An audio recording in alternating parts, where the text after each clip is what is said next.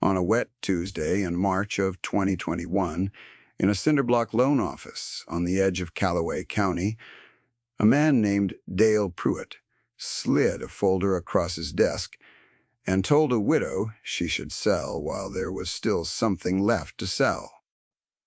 He was 48, a regional agricultural lender with 16 years at the bank and a framed certificate on the wall behind him, and he was not a cruel man. He believed what the folder said. The folder said 500 acres, a note of $310,000, and a dead man's signature on every page of it. He tapped the number with one clean finger and called the whole thing what the trade called it: a distressed asset. He told her she was in over her head, and he meant it kindly, the way you warn someone off thin ice. 30 months later, in the fall of 2023, a buyer from a grain company 2 states away stood in the doorway of that same farm's machine shed and wrote a figure on a purchase order that made Dale Pruitt set down his coffee and read it twice. The widow had not sold. She had done the opposite of sell. The number on that purchase order, paired with the deed she now held free and clear, said the operation was worth more than double what it had been worth the day her husband died. This is the story of the months between those two numbers. Stay with me, because the part that matters is not the second number. It is the broken combine in the shed, and what she knew about it that the bank did not. Her name was Ruth Hale. She was 53 years old that spring, and she had lived on the same half-section of black river-bottom ground in southern Iowa for 29 years, since the week she married Tom Hale and moved into the farmhouse his grandfather built.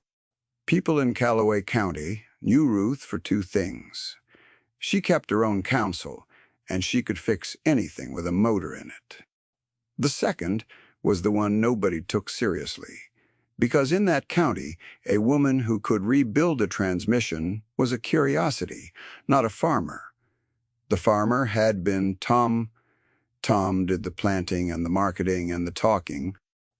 Ruth kept the equipment running, and for 29 years that division had looked, to everyone, including the bank, like a hobby beside a business. Tom died in February, a heart that quit him in the cab of the truck on the county road, and the snow came down on the windshield for an hour before anyone found him. What he left behind was not what the funeral guests assumed. He left the land, yes, and the house. He also left a combine that had thrown a rod the previous October and sat since then under a blue tarp in the machine shed. And he left a debt that Ruth did not fully understand until Dale Pruitt laid it out for her in March. Let me tell you about that debt, because it is where the appearance and the reality first split apart. Tom had been a good farmer in the way the county admired. He kept current.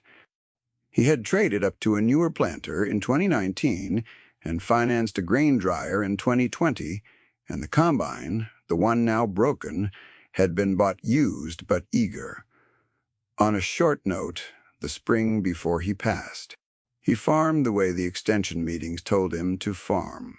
Corn and beans, fence-row to fence-row, every acre pushed for maximum yield, every input bought on the recommendation of men with clipboards. To the bank, this was a model farmer. To the bank, the debt was simply the cost of doing it right. The trouble was that the man who carried the plan in his head had died with the plan still in his head, and what reached Ruth was the bill without the reasoning. Dale Pruitt was sympathetic, and the office made his sympathy feel like a verdict. It was a small room with a window unit rattling against the March cold, a desk too large for it, and the certificate on the wall in a gold frame. And he sat behind all of it in a pressed shirt with the bank's logo stitched over the pocket. He turned his monitor so she could see it. He showed her the cash flow projection his software had generated, the columns of green that ran across the top years, and then at the third one, turned red, and stayed red. He clicked through it slowly, the way you walk someone through an X-ray. He explained gently that a single operator with no row crop experience could not service a node of that size on 500 acres. He explained that custom hire would eat her margin alive, that the going rate for planting and combining and hauling would take the thin profit. A good year might leave and turn it negative. And he laid out the planting deadline like a clock she could not stop. He told her that the only thing worse than selling now was waiting until spring forced a fire sale at auction, with the neighbors bidding pennies on the equipment and the ground going to whoever drove the farthest. "You want to be the one who decides," he said. "Not the calendar, not the bank, you." He meant it as kindness, and most of it was. He called Tom's operation sound and Tom's death a tragedy, and Ruth's situation, with real regret in his voice, a distressed asset. He used the phrase twice, the second time more softly, as though softening it could change what it meant. Then he said the thing he would remember saying. He told her, the way you warn someone off thin ice, that she was in over her head. He was reading from the only map he had. On that map, a 53-year-old widow with a broken combine and $310,000 of her dead husband's debt was a problem to be wound down before it got worse. The map was not malicious. It simply had no symbol for what Ruth actually was. Ruth listened to all of it without interrupting once, her hands folded in her lap, her coat still buttoned because the office was cold. When he finished, she did not argue the projection. She did not have the words for the projection, and she knew it. And she had decided on the drive over that. She would not try to fight the man on his own ground. She asked him one question instead. She asked him what the combine had been doing the day it broke. He blinked. He did not know what she meant, and he said so. He said the combine was a depreciating line item, that it appeared on the assets schedule at salvage value, and that what it had been doing when it failed was not relevant to the cash flow. Ruth nodded slowly, the way a person nods when an answer has told them more than the speaker intended. She thanked him for his time. But she gathered the folder and stood, and she drove the 40 minutes home with it sitting unopened on the passenger seat. And the dog, an old blue heeler named Scout, rode the whole way with his chin on her knee and his eyes half closed against the gray light off the fields.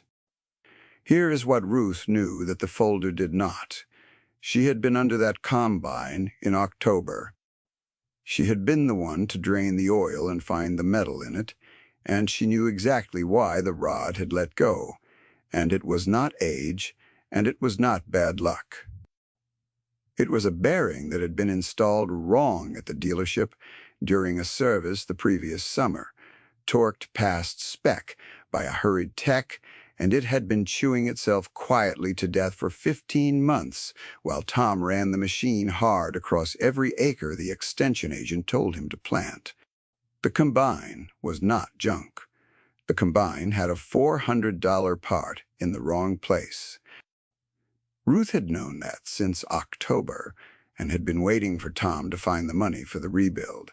And then Tom died, and the knowledge sat in her like a stone nobody knew she was carrying. Let me tell you what she did with the spring, because it tells you what kind of farmer she actually was. She did not call a custom operator.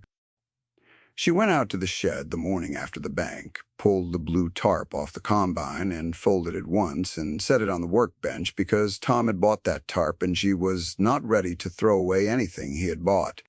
Then she rolled a creeper under the machine, hung a drop light from the axle, propped the shop manual open on a milk crate, and got to work.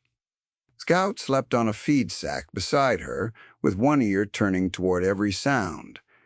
It took 11 days. She dropped the oil pan again to be sure of what she had found in October, and the metal was there in the bottom of it. Bright flakes of a bearing that had no business coming apart, and she laid them out on a paper towel under the light and confirmed what she already knew. The bearing had been pressed in crooked. She could see it in the wear pattern, the scoring all on one side, the heat discoloration that meant friction where there should have been oil. Somebody had been in a hurry.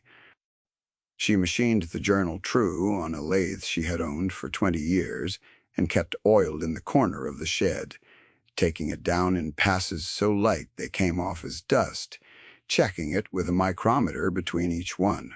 She pressed in the new bearing, herself, square this time, to the torque the manual called for, and not a pound passed. She set the new rod, turned the engine by hand through 2 full revolutions to feel for any bind, and found none. On the 12th day, she connected the battery, primed the fuel, and hit the starter. The engine cranked, caught, and ran clean. The oil pressure climbing steady and holding where it should. No knock, no smoke, the whole machine settling into the low, even idle of something that had been sick. She let it run for 20 minutes and stood listening to it, with her arms crossed and Scout barking once at the noise, and then deciding it was fine. The bank had carried that machine on its books as a total loss worth scrap. Ruth had brought it back for the price of the parts and her own hands. To the bank, it was a write-off. To Ruth, it was a $400 bearing, and a debt she now intended to keep. Fixing the combine was the small thing. The large thing was what she decided to do with the 500 acres, and that decision is where the 2 kinds of knowledge in this story finally squared off. Ruth did not believe the land could pay the note doing what Tom had done. She had watched the input bills for 29 years.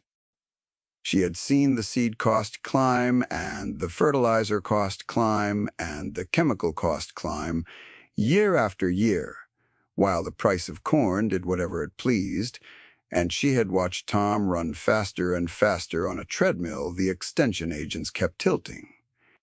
The model farm was a machine for turning expensive inputs into commodity bushels at a margin that got thinner every season.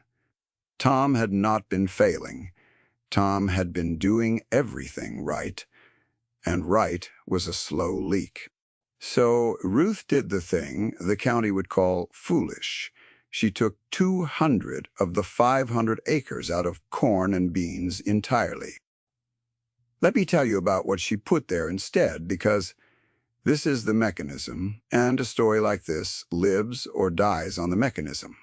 Ruth had a notebook. It was her own grandfather's. A cracked leather field journal from the 1950 seconds, the cover gone soft and dark with handling, kept in a kitchen drawer for 40 years, under the candle stubs and the rubber bands. In it, her grandfather had recorded something the modern extension service had spent 2 generations teaching farmers to forget. He had recorded how to graze cattle in a way that built soil instead of mining it. Tall grass, moved often, never eaten to the dirt. The animals bunched tight onto a small piece of ground and then shifted to fresh ground every day or 2, so that they trampled as much grass as they ate, pressing the dead stems and leaves down flat onto the soil, where it rotted into the ground and fed the life beneath it. The dung and the trampling and the rest, in rotation, did for free what Tom had been buying in bags. They built the soil. They built it deep. Ruth had read that notebook since she was a girl, at first because the handwriting was pretty, and later because she understood it. She understood the mechanism the way you understand a thing you have watched work. A blade of grass, she could have told you, grows fastest. Not when it is short, and not when it is old and going to seed, but in the middle of its growth, when its leaves are wide and its roots are full of stored sugar. Graze it hard at that point, and then leave it alone, let it rest weeks instead of days. And it comes back thicker every cycle, sending its roots down to match the leaves it has to feed. Keep cattle on the same grass too long, and they bite the new growth off the instant it appears. And the plant burns through its root reserves, trying to recover and never can. And the roots shrink and the soil bakes. Her grandfather had written it as a rule a child could follow. Take half, leave half, move on. Come back when it is ready and not before. What that did to the ground was the part the bank had no column for. A pasture managed that way, with deep roots and a thick mat of trampled litter on top, holds rain like a sponge. The water soaks in and stays. The roots, dying and regrowing in their cycle, pack the soil full of carbon. And carbon-rich soil holds water the way a dry sponge holds it and a clay brick does not. A cornfield run, fence-row to fence-row by contrast, sheds rain like a roof. The bare soil between the rows seals over in the first hard shower, and the water that should have gone down runs off sideways brown, with the topsoil it carries with it. That difference would not matter at all in a normal year when the rain came when it was supposed to. In an abnormal year, it would matter more than anything else on the place. Ruth could not have told you a drought was coming. She only knew which kind of ground survived one, because her grandfather had survived one in 1953 and had written down why. She bought 40 head of cheap, hardy cattle that spring, the kind of unfashionable mixed-breed stock, the sale barn, discounted because they were not uniform and not big-framed, and not what the feedlots wanted. The auctioneer practically apologized for them. They were small, they were every color, and they would never grade the way a pen of matched black steers graded. Ruth bought them precisely because they were thrifty, because they would forage and finish on grass alone, because her grandfather's notebook said in plain words that the animal that does well on poor feed is worth more than the animal that needs a banquet. She fenced the 200 acres into 30 small paddocks with a single hot wire and a solar charger posts. She drove herself in the evenings after the day's work, and she began to move the herd every morning before the dew burned off, Scout circling wide to bring up the stragglers, the cattle trotting eager onto green grass, with the old dog working at her heel. The county watched and made its judgment, and the judgment had a name. At the co-op counter one April morning, a younger man named Boyd, a neighbor who farmed the section to the west, and who had liked Tom and helped carry his casket, said it to her face not unkindly. He had a sack of seed corn on his shoulder, and he set it down to talk to her. He told her she was playing at it. He said a hobby would not pay a banknote, and he said it the way a man says a thing he believes he is doing you a favor by saying he had just signed for a new self-propelled sprayer himself, a $180,000 machine that could cover the whole county in a week, because the agronomist had sat at his kitchen table and shown him the per-acre math. And the math said the only way to stay alive on commodity corn was to farm more of it cheaper, scale up or get out. Boyd was not wrong about his own math. Inside the system the agronomist had drawn for him, every number checked. He was sincere, and he was about to follow the credentialed path straight off the edge of it, and the story is going to be sorry for him before it is done. Then her granddaughter came home, and the doubt got a second voice, younger and louder and armed with better tools. Anna was 24, the daughter of Tom and Ruth's son, and she had just finished a degree in agricultural economics from the State University, and she came to help her grandmother through the summer, with the kindest possible intentions and the firmest possible conviction. Hannah had spreadsheets. She had built them herself, careful ones, with the stocking rate and the input costs and the projected weight gain all laid out, and the spreadsheets did not pencil. 40 head was not enough head to matter. The stocking rate was a fraction of what the land could carry in confinement. The capital was sunk in fence wire and odd-lot cattle that would take 4 or 5 years to show a return, and the bank had given her grandmother nothing like 4 or 5 years. They argued at the kitchen table under the hanging light, the notebook and the laptop side by side, while Scout lay across the doorway with his chin on his paws and watched them both. Hannah was gentle about it, and then when gentle did not move her grandmother, less gentle, she said the numbers were the numbers, she said. Feelings did not service debt. She used the same word the banker had used, though she did not know he had used it. She called it sentiment. She said Grandma was farming a feeling instead of a market, and that Grandpa Tom, God rest him, would have told her the same. Ruth did not argue back at length. That was not her way, and she had learned long ago that you do not win this kind of argument with words, only with seasons. She reached over and turned her grandfather's notebook around so it faced Hannah, opened to the page about rest and recovery, the faded pencil diagram of a paddock and an arrow and a date. She told Hannah one thing. She said the spreadsheet measures the year you are in. The ground remembers every year you have ever given it. Then she pushed back her chair, picked up her gloves off the counter, and went out into the dark to check the water before she moved the kettle in the morning.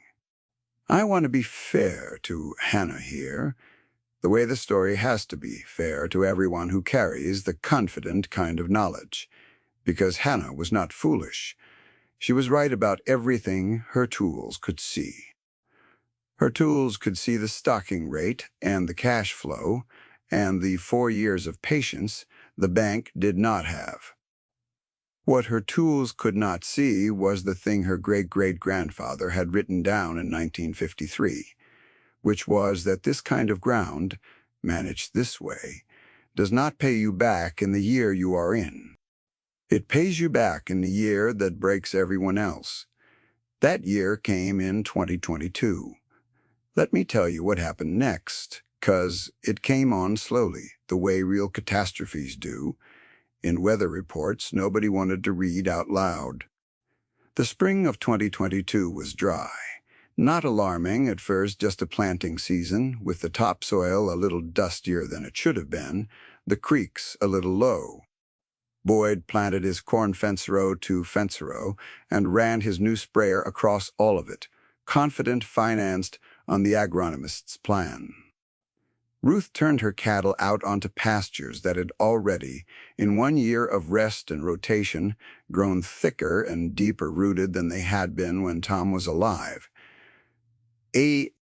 Hannah, who had stayed on through the winter and was quietly keeping the books, now noticed in May that the grandmother's pastures were greener than the neighbor's emerging corn, and she did not yet understand why, and she wrote it in the margin of her ledger as an anomaly. That word again. June stayed dry. July went past, dry into something the old men at the co-op did not have a recent word for. The rain that should have come in fat gray afternoon storms did not come at all, and the sky stayed a hard, pale blue day after day, and the wind that crossed the county was hot and carried dust off the bare ground between the corn rows. The corn, which had germinated fine and stood tall and green and looked to anyone driving past at 50 miles an hour like the best crop in years, hit its critical pollination window in the worst heat anybody could remember. A cornstalk pollinates over a window of about a week, and the silk on each ear has to catch the pollen, and the kernel has to set, and it cannot do that when the temperature stays above 95, and the plant is closing itself up just to survive.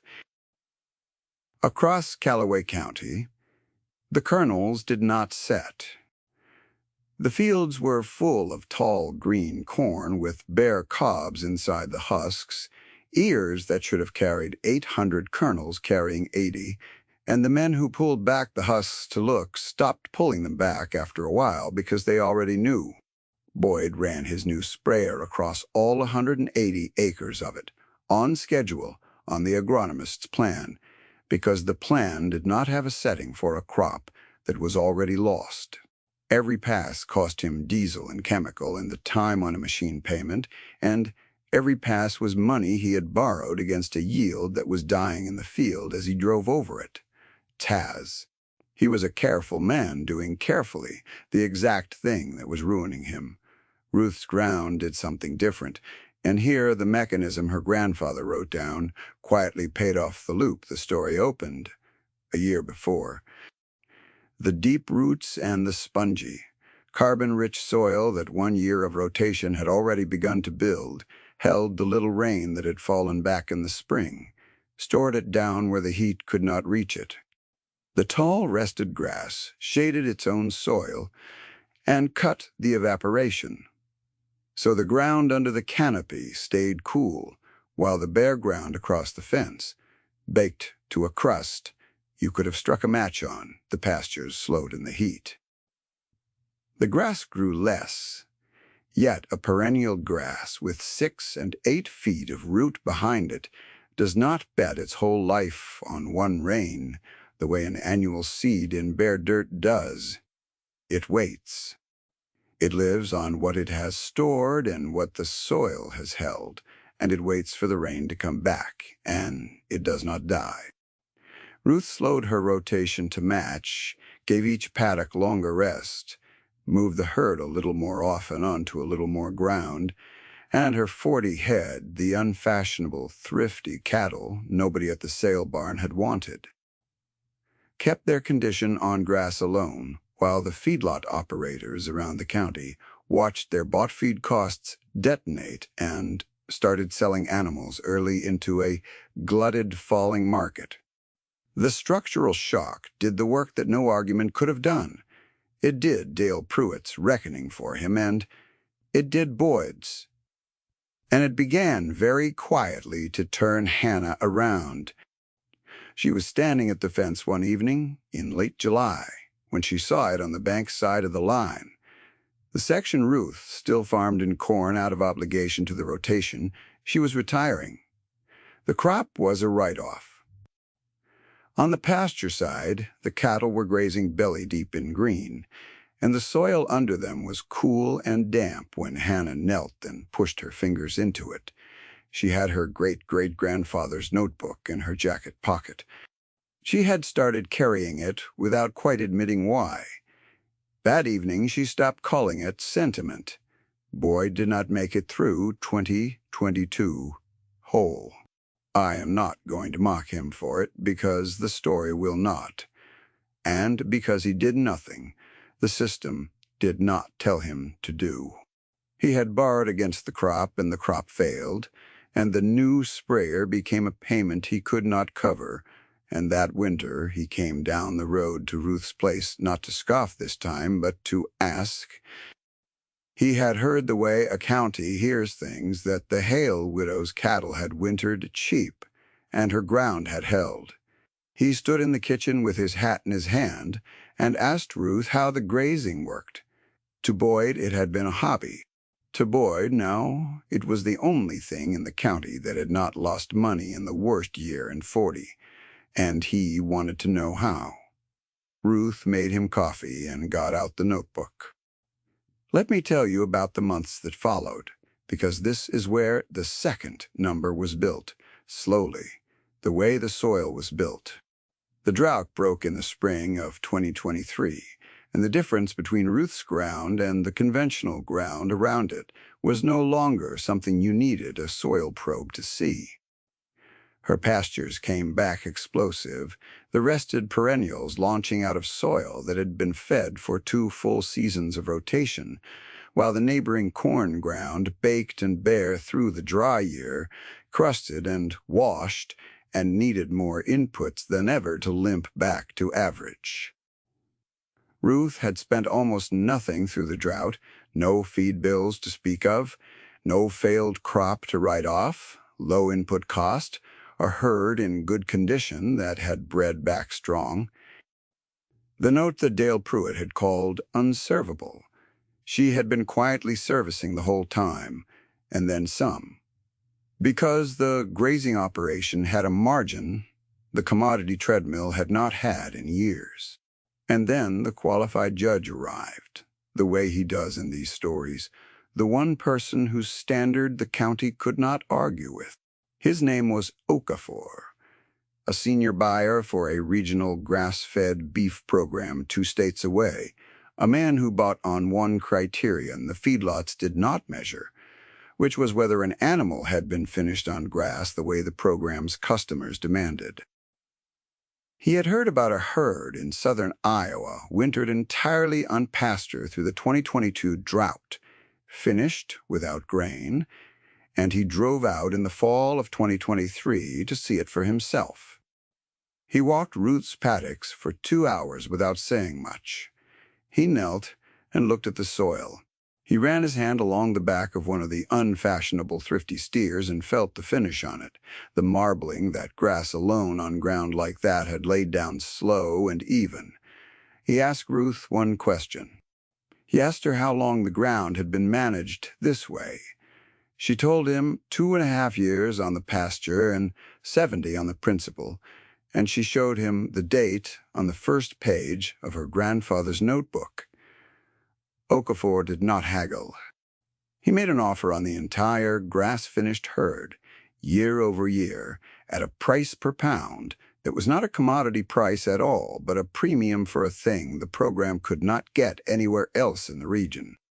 Then he asked what it would take to buy the operation's whole forward production, and his grain company colleague drew up the purchase order that would, a few weeks later, sit on the desk in front of Dale Pruitt. The number was read aloud in the machine shed, where Ruth had rebuilt the combine 30 months before, with Hannah and Boyd and Dale Pruitt, all standing on the concrete floor in the late October light that came sideways through the open door. Okafor's colleague, the grain company man, had the purchase order on a clipboard, and he read the annual contract figure first. The forward price for the grass-finished beef the program would take year over year, then the appraiser, a quiet man the bank had sent, because Dale Pruitt asked him to come read what the land itself was now worth. He had walked it that morning with a soil probe, and he had pulled cores from the pasture ground and laid them on the tailgate, dark and crumbling and threaded through with roots, soil organic matter measurably higher than the county baseline, the productivity proven through a drought that had broken the ground all around it. He read the appraised value of the half-section, free and clear. Debt paid down to almost nothing out of 2 seasons of margin the bank had said could not exist. He added the 2 figures together and said the combined number out loud. $1.1 million. It landed in that shed with a weight out of all proportion to a number, on a page. Nobody spoke. Boyd took his hat off without seeming to know he had done it. Hannah looked at the floor and then at her grandmother, and then at the floor again. Dale Pruitt set down his coffee on the workbench beside the folded blue tarp that was still there, and he picked the clipboard up and read the figure himself to be sure the man had said it right.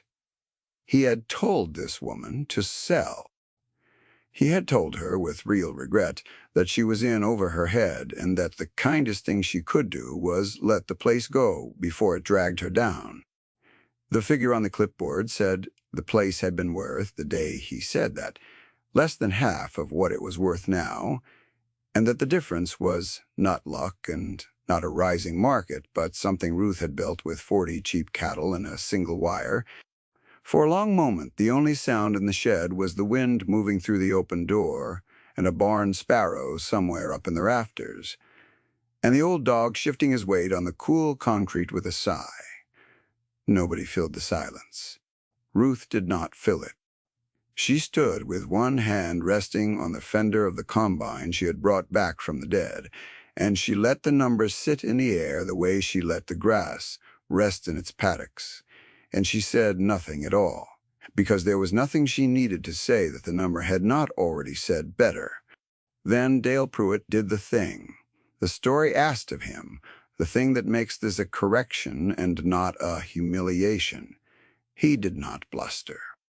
He was a sincere man who had read from the only map he had, and the map had just been proven wrong in front of him, and he was honest enough to know it. He asked Ruth a question. He asked her quietly how the bank had missed it, how the model had carried her best ground as her worst asset, and her broken combine as scrap, and her whole operation as a thing to be wound down. He was not defending himself. He was asking to understand. The harshest dismisser in the story had become, in one afternoon, a man who wanted to be taught. Ruth told him the truth, in about as many words as she ever used. She said the bank measured what was easy to count, bushels and balances, and the price of a machine. It had no column for the depth of a root or the life in a handful of soil, or the 70 years a family had spent learning one piece of ground. The things the bank could measure had all said, sell. The things it could not measure were the entire value of the place. Let me tell you what she did with the vindication. Because in this kind of story, what you do, after you are proven right, matters more than being right. She did not scale up. Okafor offered to finance an expansion, more land, more cattle, a bigger contract, and Ruth turned it down. She had watched Scale break Boyd and break the county, and she knew the grazing only worked because she could walk every paddock and read every animal and move the herd by hand and eye. The moment it grew past what one attentive person could know, it would become the very thing she had refused to do. She kept the operation right-sized. She paid the note to zero and held the deed free and clear, the same deed Dale Pruitt had told her to surrender, and she framed nothing and bragged to no one. What she did instead was teach it. Boyd came back through the next spring and the spring after, and Ruth walked his ground with him in the early mornings and helped him string his first paddocks and pick his first thrifty cattle out of the same kind of odd-lot pen the sale barn had once apologized for. She showed him how to read the grass, how to know when a paddock was ready and when it needed another week, how to move slow and watch more than he worked. Within 3 years, Boyd had paid off the sprayer he should never have bought, not by spraying anything, but by grazing the ground he had nearly lost. And he told anyone who would listen at the co-op that the Hale widow had saved his farm with a notebook and a dog. Other neighbors came after that, the way a county comes around. Once one of its own has proven a thing in front of everybody who doubted it. Ruth sold them no seminars and no consulting and no system with her name on it.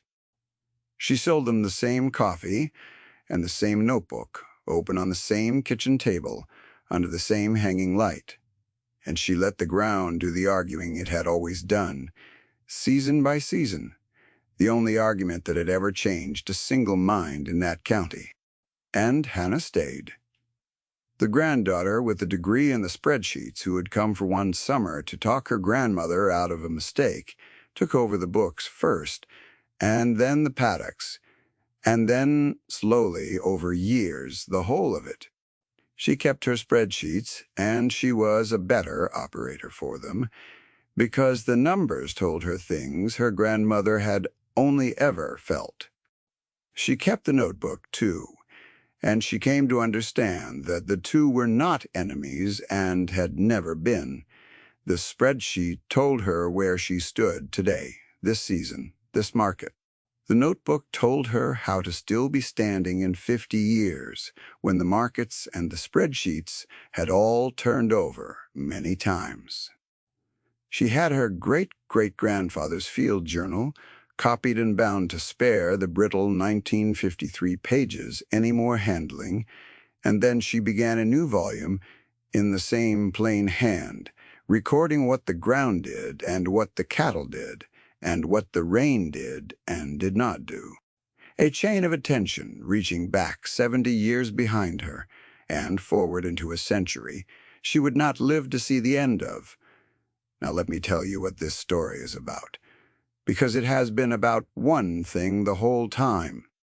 There are two kinds of knowledge in this world, and they do not weigh the same on the scale the world uses.